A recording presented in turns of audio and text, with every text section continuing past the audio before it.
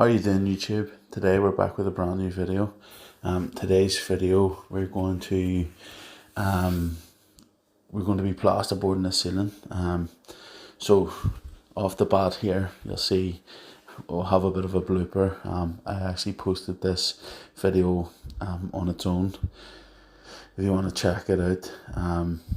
But basically I try to hold the board up and it folds over on top of me, which was pretty funny. But yeah, basically this video was about me boarding the ceiling. Now, in the previous video posted to the channel, I stripped the ceiling, I cut around the cornicing, and then I stripped all the old plaster off.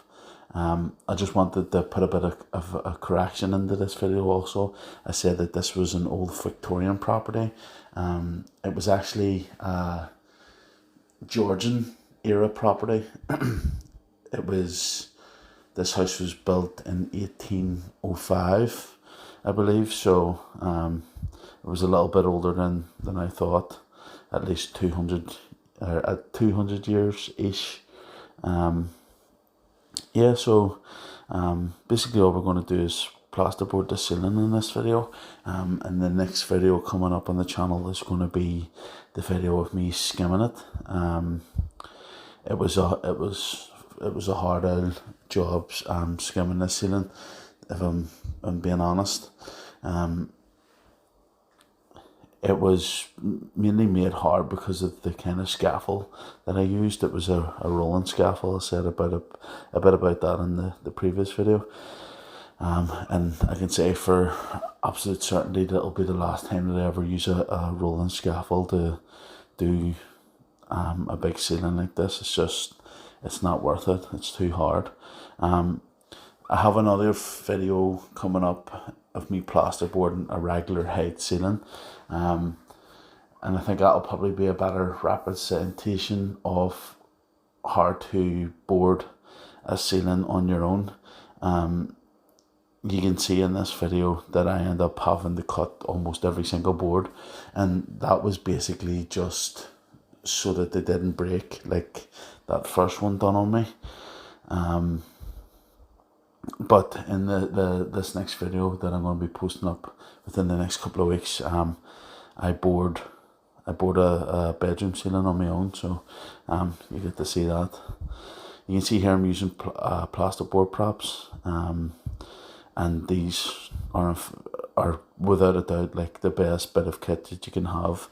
I use just a regular impact driver. This one is the air bar. I recently posted a video to the channel, also a review of this impact driver. But yeah, this is basically what I use to when I'm boarding. I think it's probably the best, well, in my opinion, the best thing for doing it. There's a few companies do like screw guns that aren't sort of belt fed, and I would like to try one, but I just found it easier. I've found it easy doing it this way, and it's never pushed me to buy an actual screw gun or one with a drill with a screw gun connection. I would just like to take this opportunity to mention also that in the description I have a link to my Patreon. If you go and sign up to that, you get certain perks, an extra video a month, shout outs on the videos, that sort of thing. So if it's something that you're interested in, go over and have a look. Also, if you don't directly want to give me money, you can also check out my affiliate links in the description. Basically, you click on the link. The links are tools that I use. You click on the link, buy the tool, and I get a commission. If you don't buy the tool, you search something else that you want to buy, like a car part or a phone charger, then I also get a commission because you went through my link. But if you want to support me, that's a good way to do it. And of course, all the money that I get from you guys is going to be put back into shooting the videos. So I want to try to get a GoPro for doing more POV stuff. And I would also like to get a decent sort of maybe editing laptop or something, just to make the video quality a bit better. Currently I shoot and edit on my phone, so it would be nice to do it on an actual computer. But yeah, that's enough of the plugin. You can see we're getting on rightly here with the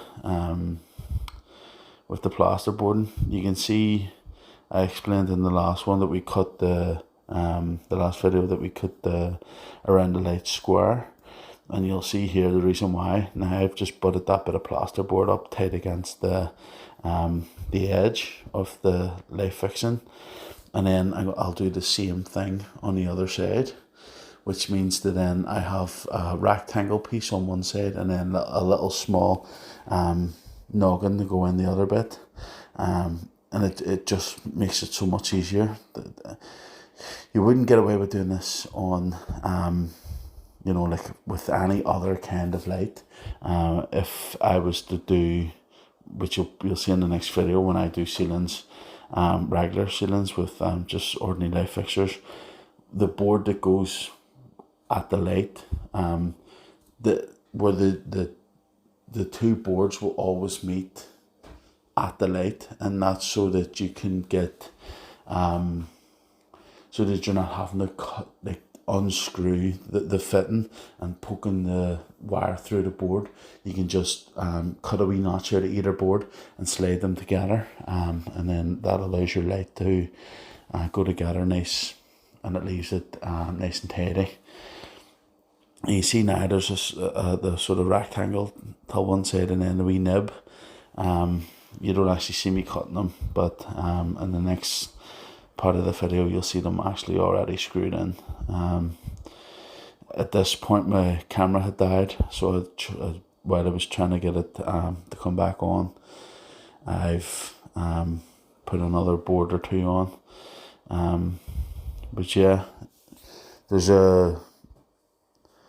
it's always a good idea when you're doing bigger ceilings that you start at one side and go the whole length, and then fall back and do the next, you know, directly beside you, rather going back and forward. So what I would usually do is on the first bit of the ceiling that you see me doing, I would go full sheet, and then a cut, and then the excess that you've cut off that cut, that'll start the next row, and then it'll be that cut, full board, and then usually a cut or a wee bit off the full board to make it fit, and then do the same again, the cutting, and then just so that you're always staggering your joints when you're plasterboarding. You want to make sure that your joints are staggered. If you do like big long joints both along the ceiling and across, it's more liable to crack, because you obviously have like a cross pattern at every junction rather than sort of like a T, and it's more likely to crack that way. Yeah, so I've had a lot of comments on one of the videos that I posted. I think it was called Plastering Going Wrong, something like that there, the video of when I skimmed the wall and it was sliding all over the place. For everybody commenting on that video that's saying that the PVA is wet, it actually wasn't. The PVA was tacky. Most places the PVA had actually dried completely, and there's been a few suggestions that it was maybe residue from the sugar soap, or silk paint, but to be honest with you, I think the thing that's most likely that it was that there was somebody had smoked heavily in the room, and just over time it had got into the pores, and of the plaster, and even when it was the sugar soap was used to clean it off, it was still sliding. But yeah, it ended up okay in the end. But just for everybody, I had like, I don't know, about 15-20 comments all saying that the PVA was still wet, but it wasn't. If ever I get into a situation where I have something similar happen, I was pretty sure from the start that was going to happen. It's weird to say, but it should have one of them feelings. And I think from now on, I'm just going to SBR jobs like that. So I'll finish this ceiling. In this bit here that you see, I actually finished this off video, so I don't finish the whole ceiling because there was so many cuts, and the video was already going to be so long. I just I left that bit out, but yeah, you'll see in the next video of me skimming it. It finished anyway, so the boarding finished. But yeah, so we had 3 full width boards, and then we had this cutting down the side, and luckily enough we used the exact amount of boards. We weren't over any, so no waste, thankfully. I just want to take another opportunity. If you are enjoying the videos and you would like to support me, go and check out my Patreon. The link's in the description, or click on any of the links for the tools. They're Amazon affiliate links.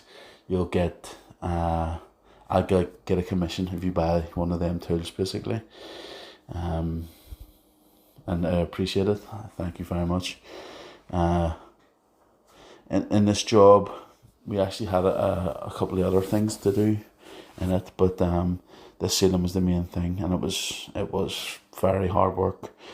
You can see there I'm pretty the sweat soaking through my t-shirt.